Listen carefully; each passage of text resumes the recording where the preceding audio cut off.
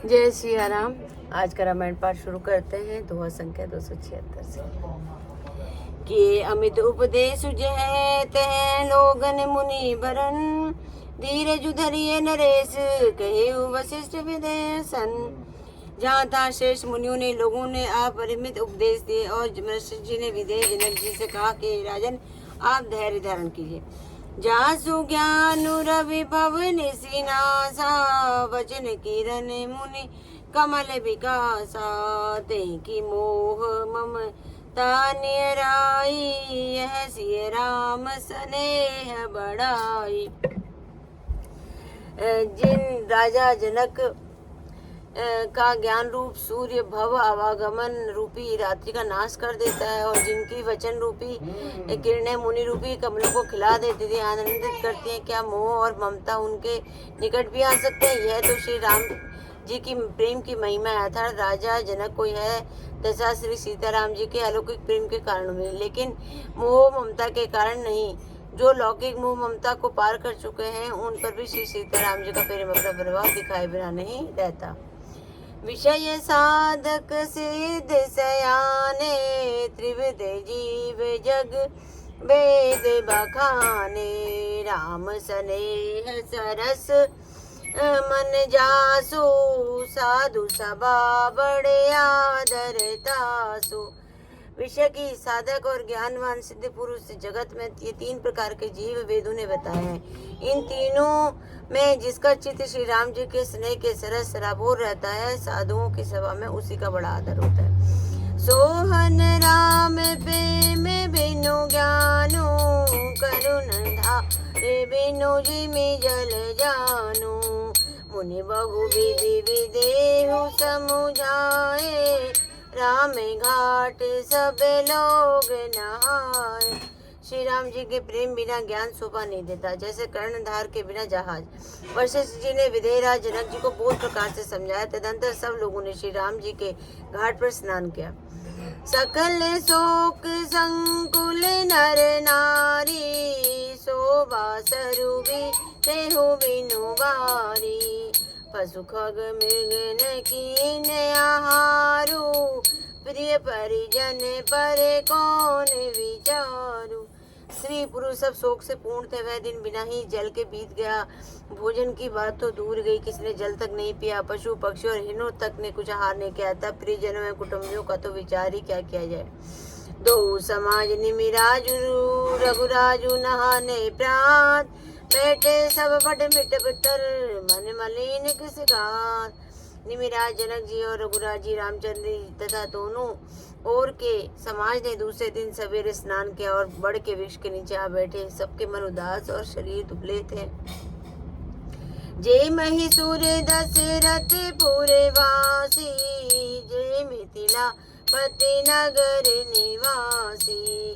हंस वंश गुरु जनक पुरोधा, जिन जग मगु पर मारत सोदा।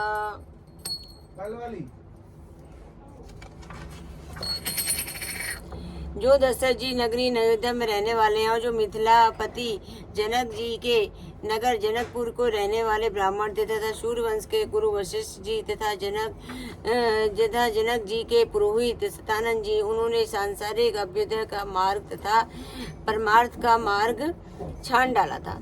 लगे कहने उपदेश अनेका, सहित धर्म नय विरति विरेका।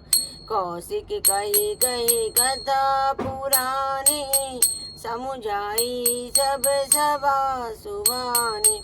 वे सब धर्म नीति वैराग्य तथा विवेकपूर्ण अनेकों उपदेश देने लगे। विश्वामित्र जी ने पुरानी कथाएं इतिहास कह कहकर सारी सभा को सुंदर वाणी से समझाया। तब रघुनाथ कौशल कहीं कहे, नाथ काली जल बिनु सब हरे। मुनि कहे उचित कहते रघुराई, गयो बीती दिन पहरे अड़ाई। तब श्री रघुनाथ जी ने विश्वामित्र से कहा कि हे नाथ, कल सब लोग बिना जल पिए ही रह गए थे, अब कुछ आहार करना चाहिए। विश्वामित्र जी ने कहा कि श्री रघुनाथ जी उचित ही कह रहे हैं, 2.5 पहर दिन आज भी बीत गया है। ऋषि रुक लकी कहते तिराजू, यहाँ उचित नहीं आसन अनाजू। कहा भूप भल सब ही सुहाना, पाई रजायस चले नहाना। विश्वामित्र जी ने यह देखकर तिरहुराज जनक जी से कहा कि यहाँ अन्न खाना उचित नहीं है। राजा सुंदर कथन कर सबको मन को अच्छा लगे, सब आज्ञा पाकर नहाने चले। कई अवसर फल फूल दल मूल अनेक प्रकार, ले आए बनचर विपुल भरी भरी कांवरी भार। उसी समय अनेकों प्रकार के बहुत से फल फूल पत्ते मूल आदि बगियों और बोझों में भर भर कर वनवासी कोल के रात लोग ले आए। कामद बेबिरी राम प्रसादा, अवलोकत अपहरत विषादा। सर सरिता वन भूमि बिहागा, जनुम गत आनंद अनुरागा।